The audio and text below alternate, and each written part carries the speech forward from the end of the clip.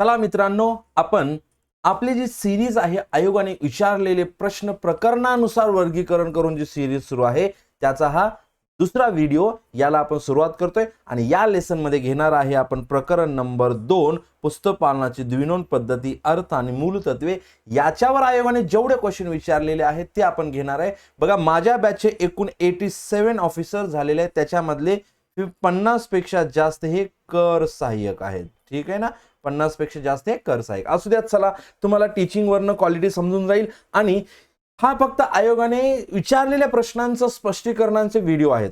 पण जर तुम्हाला आमची पूर्ण रेग्युलर बॅच जॉईन करायची असेल तर डिस्क्रिप्शन बॉक्स मध्ये त्याची आम्ही लिंक दिलेली आहे, त्या लिंक वरती जावा, ऍप्लिकेशन डाउनलोड करा, लॉग इन करा आणि कोर्स तिथून तुम्ही परचेस करू शकता। मग हा लेसन स्टार्ट करण्याच्या अगोदर, या लेसनचे क्वेश्चन्स घेण्याच्या अगोदर हा लेसनचा आपण क्रक्स बघूयात की या लेसन मध्ये काय काय आहे। बघा, मी हँड रिटन नोट्स बनवलेले आहे, त्याच्यामधून आपण घेणार आहे। बघा, पुस्तक पालनाची द्विनोंद पद्धती, ठीक आहे, फोकस करा, द्विनोंद पद्धती अर्थ आणि मूलतत्वे, म्हणजे याच्यामध्ये काय काय गोष्टी असते बघणार आहे।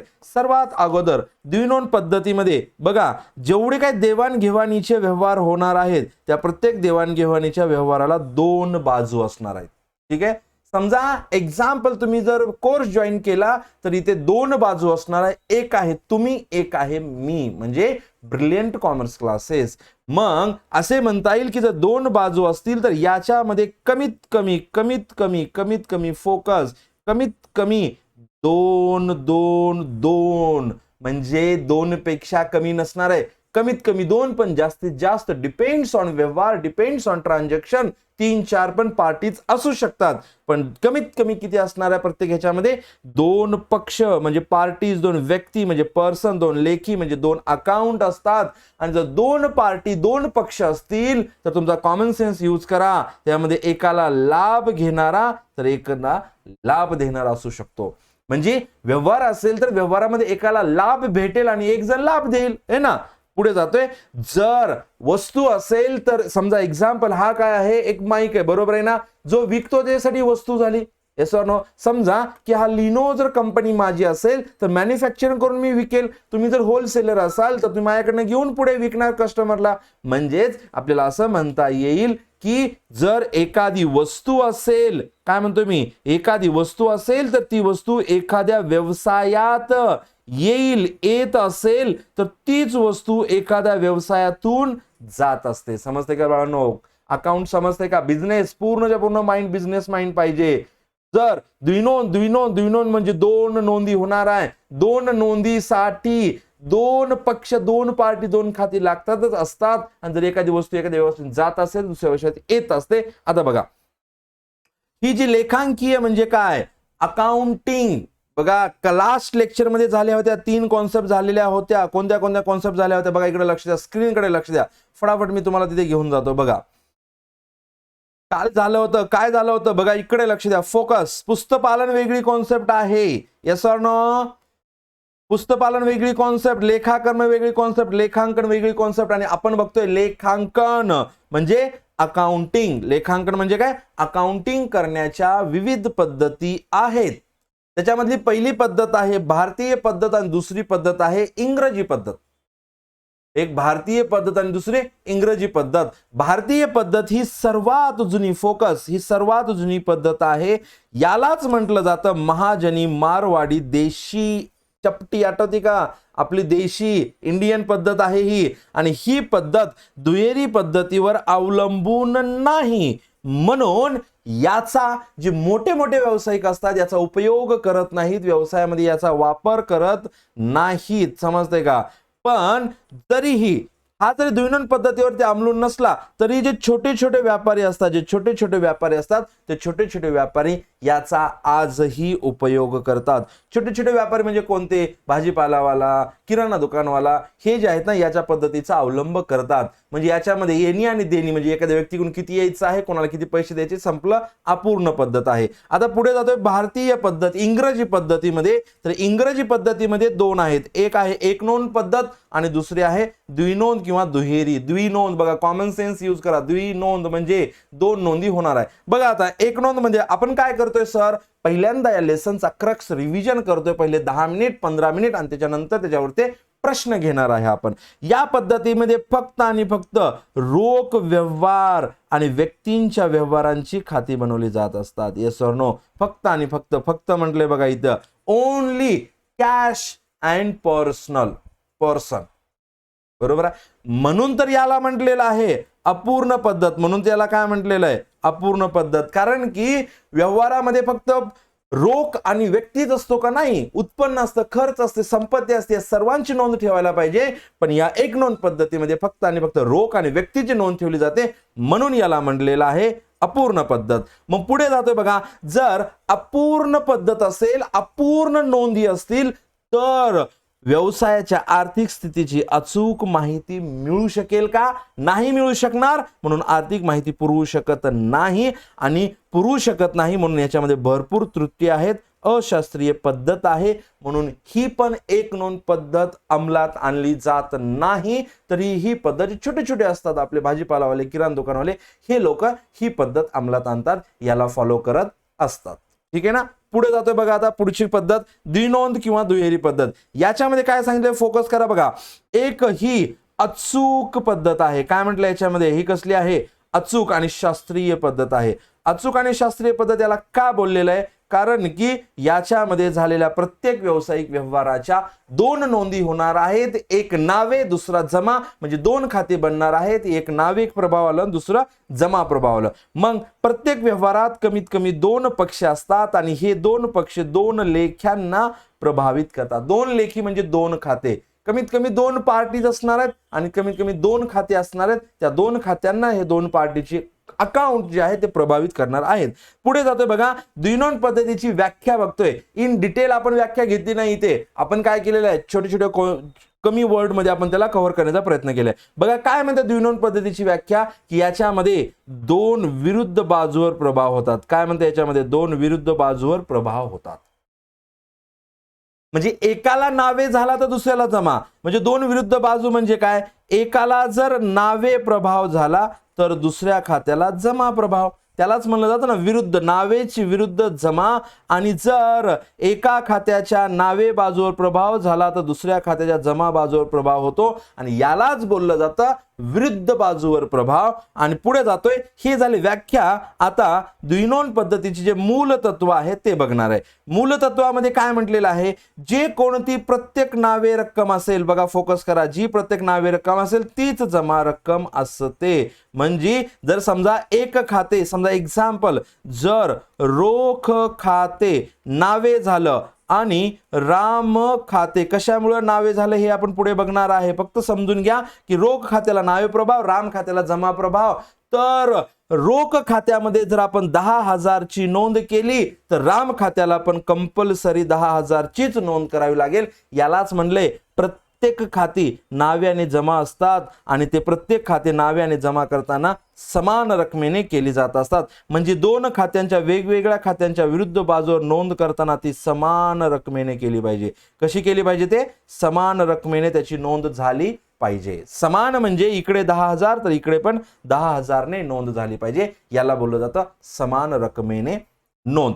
आता बघा पुढे जातो मी, लेखा म्हणजे काय, खाते म्हणजे काय, याला आपण कव्हर करणार आहे। लेखा म्हणजे काय, खाते म्हणजे काय, याला कव्हर करणार आहे। बघा आता लेखा खात्याची व्याख्या बघतोय। बघा व्यापार म्हणल्याच्या नंतर, बिझनेस म्हणल्याच्या नंतर काय असणार आहे, त्या बिझनेस मध्ये एक व्यक्ती असणार आहे। Yes or no? फोकस करा बरं, फटाफट सांगा, चला बोलत चला। एक कोण असणार आहे सर? करेक्ट आहे सर, एक व्यक्ती असणार आहे, बरोबर सर।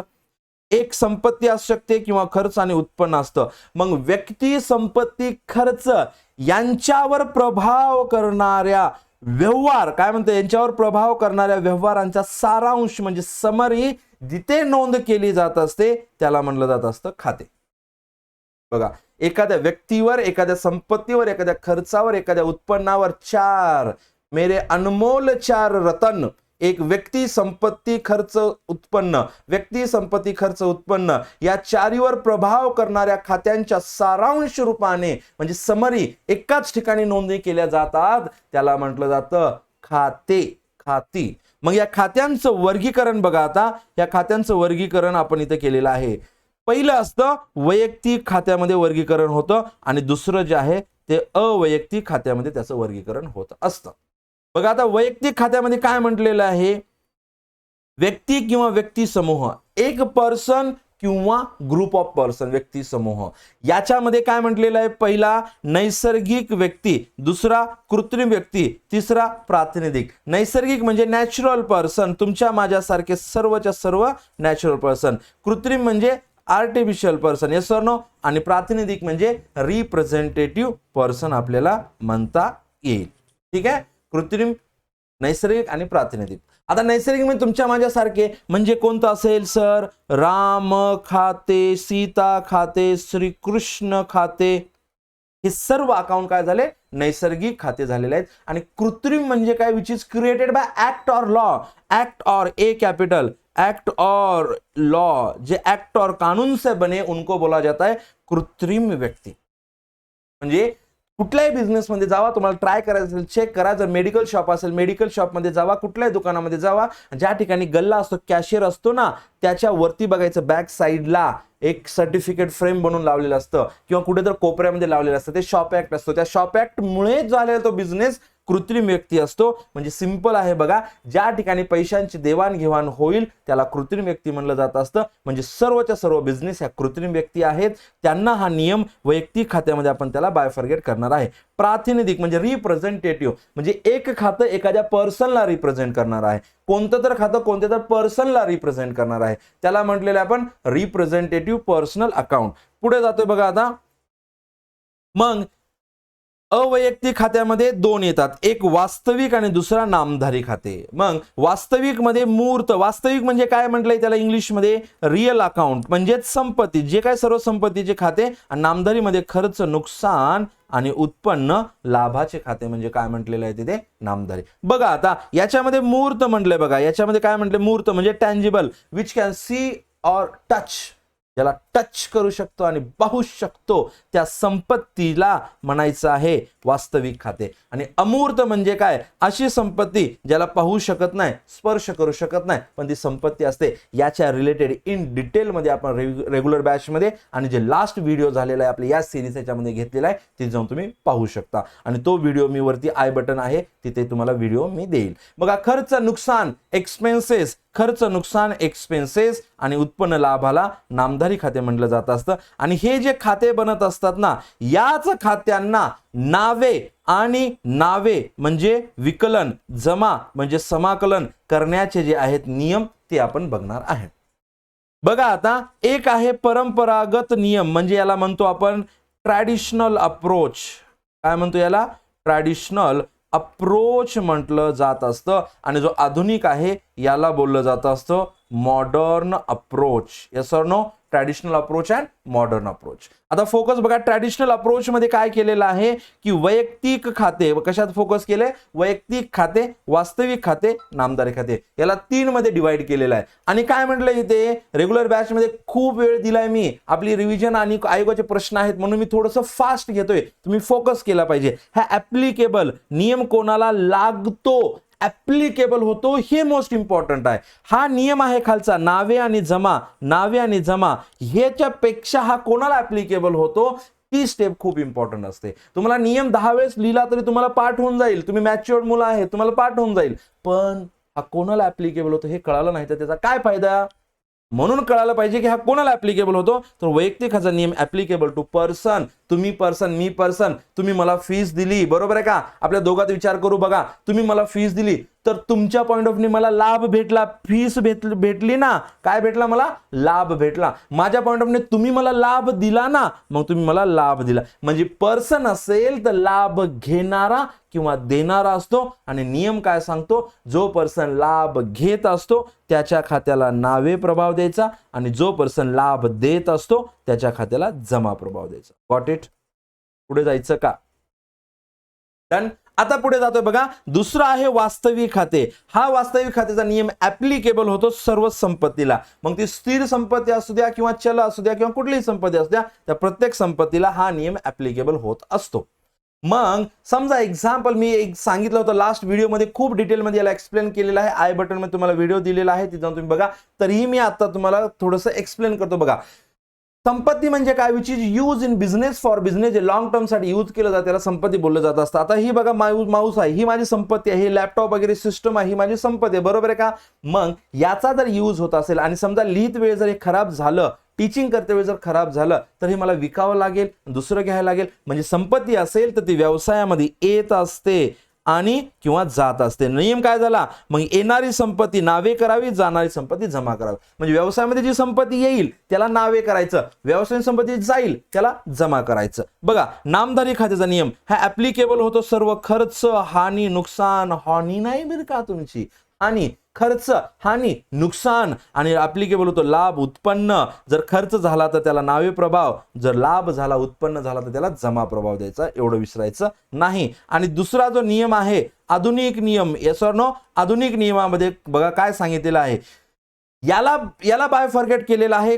संपत्ती, खर्च, उत्पन्न, देयता आणि भांडवल याच्यामध्ये याला बायफॉर्गेट केलेलं आहे. पण याला बघा याच्यामध्ये काय केलेलं आहे, वैयक्तिक खाते, वास्तविक खाते, नामधारी खाते, याच्यामध्ये कसं केलेलं आहे, याच्यामध्ये की लाभ घेणारा, लाभ देणारा, येणारी, जाणारी, हानी, खर्च, नुकसान, उत्पन्न, लाभ याच्या बेसवरती नावे जमा प्रभाव दिला ना. मग इकडे तसं नाही, इकडे कसं असणार आहे, वाढ घट, वाढ घट, वाढ घट, वाढ घट, वाढ गे माय, बरोबर आहे का रे, समजते का. वाढ आणि घट म्हणजे इन्क्रीज अँड डिक्रीजच्या बेसवरती आपण प्रभाव देणार आहे, नावे प्रभाव किंवा जमा प्रभाव. इन्क्रीज अँड डिक्रीजच्या बेसवरती आपण देणार आहे नावे प्रभाव अँड जमा प्रभाव, समजते का.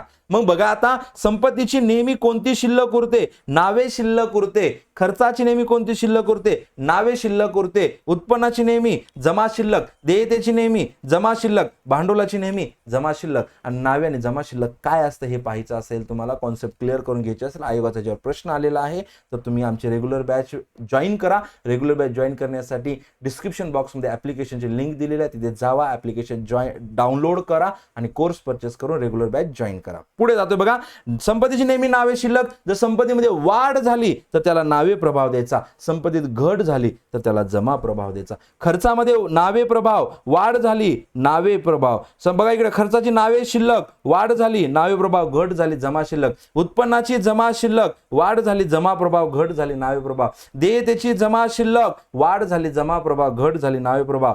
भांडवलाची जमा शिल्लक, वाढ झाली, जमा प्रभाव, घट झाली, नावे प्रभाव. व्यवस्थित आपण रेग्युलर बॅच मध्ये घेतलेला आहे आणि याच्यावरती पण आयोगाचे प्रश्न आलेले आहेत, फोकस करा. बघा काय म्हटले, लेखांकीय सूत्र रेग्युलर बॅच मध्ये इन डिटेल मध्ये लिहून दिलेला आहे. जरी तुम्हाला ते लिहून घ्यायचं असेल तर लिहून घेऊ शकता. बघा हा ताळेबंद हा अंतिम खात्याचा एक भाग आहे. अंतिम खात्यामध्ये काय काय असतं, व्यापारी खाते, नफा तोटा खाते आणि ताळेबंद असतं. त्यामध्ये एक ताळेबंद आहे. ताळेबंदामध्ये काय म्हटलेलं आहे, याची लेफ्ट हँड साइड कोणती असते रे, देयता असते. राईट हँड साइड कोणती असते, संपत्ती असते. देयतेमध्ये काय काय येतं, भांडवल येते, स्थिर देयता आणि चल देयता. आणि या सर्वांना म्हणजे या दोघांना स्थिर आणि चलला मिळून काय म्हणलेलं आहे, बाह्य देयता.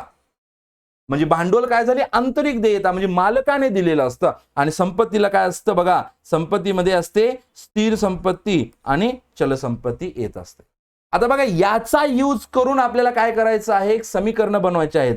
मग याचा नियम काय आहे, जेवढं काय भांडवल असेल, जेवढी काय देयता असेल, ह्यांची टोटल जी करणार आहे ती टोटल जेवढी काय स्थिर संपत्ती चल संपत्ती असेल या टोटल बरोबर इकडची टोटल मॅच झाली पाहिजे. म्हणजे देयता बरोबर संपत्तीची टोटल हे इक्वल आलीच पाहिजे. म्हणून पहिलं समीकरण बनतं बघा, एकूण देयता म्हणजे इज इक्वल टू एकूण संपत्ती. मग एकूण देयता म्हणजे हे सर्व आलं, म्हणजे भांडवल प्लस बाह्य देयता म्हणजे बाह्य देयता, आणि बाह्य देयता म्हणजे स्थिर देयता प्लस चल देयता. समीकरण बघा, तीन समीकरण कसे बनले, एकूण देयता इज इक्वल टू एकूण संपत्ती. एकूण देयता म्हणजे भांडवल प्लस बाह्य देयता इज इक्वल टू स्थिर संपत्ती प्लस चल संपत्ती. आलं का रे, बरोबर आहे का. आणि पुढे मग बाह्य देयता म्हणजे स्थिर देयता प्लस चल देयता इज इक्वल टू स्थिर संपत्ती प्लस चल संपत्ती. Got it. तीन समीकरण झाले. पुढे जातो बघा, मग आता याला फिरवायचे आपल्याला. हे जे वरच्या तीन समीकरण आहेत ना, या तीन समीकरणावरती खालचे सर्व समीकरण डिपेंड आहे. तुम्हाला मॅथ्स माहित आहे, इक्वल टूच्या प्लसला इकडे मायनसला प्लस होऊ शकतं, तुम्हाला हे माहित आहे. मॅथ्स चांगलं जमतं तुम्हाला. बघा काय म्हटलेलं आहे, भांडवल इज इक्वल टू भांडवल इज इक्वल टू एकूण संपत्ती, म्हणजे हे इक्वल टूच्या इकडे जे आहे ना एकूण संपत्ती, हे जे आहे ना याला इक्वल टूच्या इकडे घेऊन आलं, म्हणजे भांडवल इज इक्वल टू एकूण संपत्ती वजा बाह्य देयता, म्हणजे ही जी बाह्य देयता होती ती आपण इकडे घेऊन गेलेलो आहे, म्हणून याला काय साइन झालं मायनस. समजते का? मग भांडवल इज इक्वल टू संपत्तीला आयोगाने शब्द कोणता यूज केलेला आहे? मालमत्ता आयोगाने यूज केला. प्रश्न आला ह्याच्यावरती, बरोबर आहे का? संपत्तीला आयोगाने शब्द कोणता यूज केला? मालमत्ता. तो 100% करेक्ट आहे. पुढे देयतेला काय? बाह्य देयता बरं का, फक्त बाह्य देयतेला काय म्हटलं त्यांनी शब्द? देणी म्हणजे देणं. करेक्ट आहे. मग वजा करा, उरते भांडवल. बाह्य देयता म्हणजे काय? एकूण संपत्ती वजा भांडवल, म्हणजे हे जे संपत्ती आहे मालमत्ता इकडे घेऊन जायचं, झालं मायनस. बरोबर आहे का रे? Yes or no? किंवा ही देणीला काय करा, इकडे घेऊन या. तुम्हाला मॅथ्स छान जमतं, मला सांगायची गरज नाही. हे देणी इकडे घेऊन जावा, भांडवल इकडे घेऊन या, म्हणजे एकूण संपत्ती वजा भांडवल होतं. मग देणी म्हणजे काय? बाह्य देयताच म्हणजे काय म्हटले त्याने? देणी म्हणजे काय? मालमत्ता वजा भांडवल. हे रेग्युलर बॅच मध्ये खूप डिटेल मध्ये घेतलेलं आहे, तिथे जाऊन तुम्ही पाहू शकता.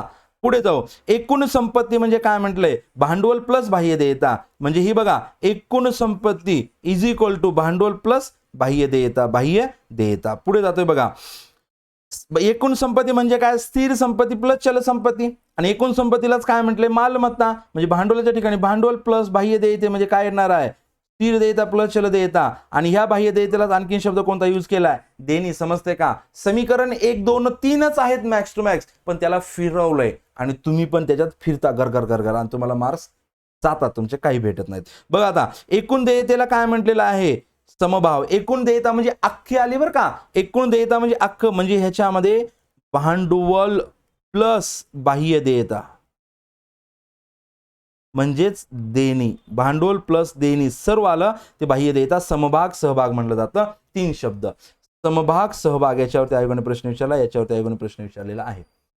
इज इक्वल टू असलं पाहिजे एकूण संपत्ती, म्हणजे एनी म्हणजे मालमत्ता आहे ना, तेच शब्द तेच समीकरण. बरोबर आहे का? फक्त तुम्हाला फिरवलेलं आहे. आता हा झाला पहिल्या लेसनचा पूर्ण क्रक्स तुमच्या समोर दिलेला आहे. आता आपण आयोगाचे प्रश्न घेऊ. बघा आता आयोगाचा प्रश्न क्रमांक 1 तुम्हाला फटाफट येतील. द्विनोंद पद्धतीचे खालीलपैकी कोणते उद्दिष्ट सांगता येईल? म्हणजे पॉझिटिव्ह क्वेश्चन आहे. तर व्यवहारांची तात्पुरती नोंद करणे आहे का? केव्हाच होऊ शकत नाही, कारण की एकदा व्यवहार नोंदवला तर तो वर्षानुवर्ष आपल्याला रेफरन्ससाठी पण यूज केला जाऊ शकतो. याची नोंद एकाच ठिकाणी करणे हे उद्दिष्ट आहे का द्विनोंद पद्धतीचं? नाही. तर त्याचं उद्दिष्ट काय आहे की झालेला जो प्रत्येक व्यवहार आहे 2 ठिकाणी नोंदवणे, म्हणजे एक नावे दुसरा जमा. मग त्याचा उद्देश आहे का लबाडी अफरातफरीच्या व्यवहाराला आळा घालणे? तर करेक्ट.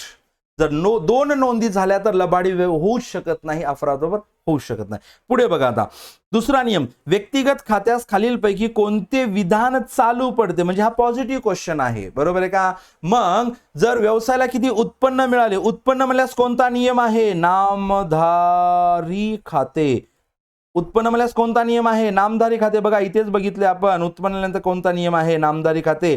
नामधारी खात्याचा नियम कोणाला ऍप्लिकेबल होतो बघितलेलं आहे आपण आत्ताच, म्हणून तर म्हणतो नियम कोणाला ऍप्लिकेबल होतो हे समजलं खूप महत्वाचं आहे. कोणाला ऍप्लिकेबल होतो? उत्पन्न, लाभ, खर्च, हानी. बरोबर आहे का? बघा आता म्हणजेच व्यवसायाला किती उत्पन्न मिळाले हे समजून येते.